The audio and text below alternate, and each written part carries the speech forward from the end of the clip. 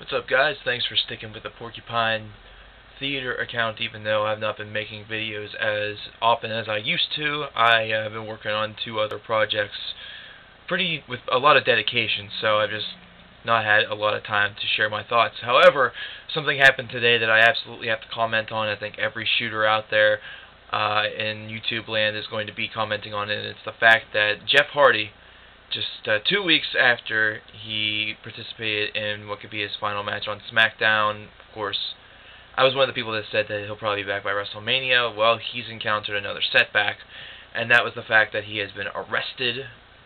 He was found with vicodin on his possession, with anabolic steroids, with residues of cocaine. Not a very, very good situation for Jeff Hardy. He's currently being held on a $125,000 bail. And apparently the reports have been indicated that Matt didn't bail his brother out, which, I'll be perfectly honest with you guys, Jeff has been the type of person that has had some problems in the past. I really thought, and I think a lot of people really thought, that their hero had really conquered those demons and had gotten past that, but it's apparent right now that that is definitely not the case. So Jeff Hardy has himself a legal battle ahead, so this is arising a question in me, and that's what would have happened exactly had this happened while Jeff was still on WWE TV. This is only 2 weeks removed from him deciding that he wanted some time off, and now he is arrested having these dangerous substances on his person. It's just very, very ironic, especially after the suspension of Rey Mysterio. I mean, the WWE, and specifically the SmackDown brand, were already taking a big hit as far as merchandise sales are concerned, and the up-level of SmackDown's programming was concerned already with Rey Mysterio leaving. But let's say, just for fun, that Jeff would have still been in, and he decided not to take the time off, and now this would have happened. The WWE would have to seriously make a pursuit and really make Jeff Hardy have to reform his ways and really improve his wellness, or I believe that he could have suffered a lot of what Ray suffered, if not worse. In fact, probably worse, considering this is something that happened that involved the police. And of course, as we all know, the sports entertainment industry has not exactly had the best reputation, especially whenever you say the word anabolic steroids in the sentence.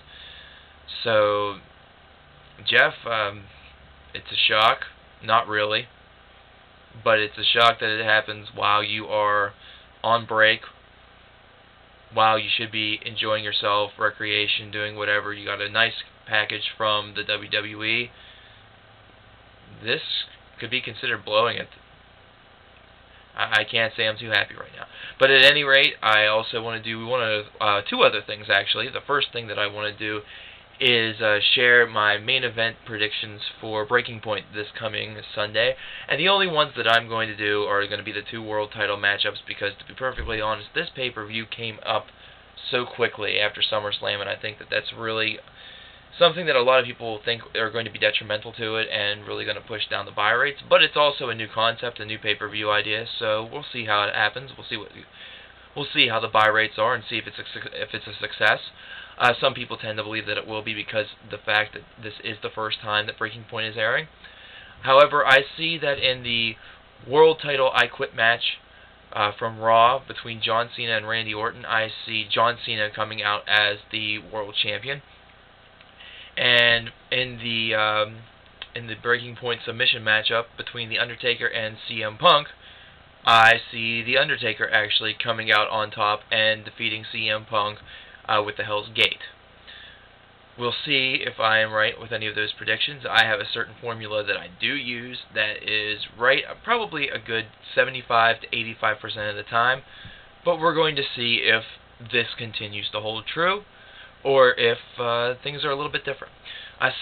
Finally, I wanted to let you guys know of the other projects that I'm currently undertaking that have kind of kept me from making a lot of videos under this account. The first one is, of course, the Delinquents Wrestling broadcast, which is over on YouTube at www.youtube.com/user/delinquentswrestling. I'll put a link in the description box. and my music account, actually. I am an avid music fan. I love music to death, and so it is the Cover Killer account, www.youtube.com/user/coverkiller. In fact, you'll be able to find a couple of my videos under that account in my favorites, so check those out. Thanks, guys. Have a good night, and until I see you next time, stay safe.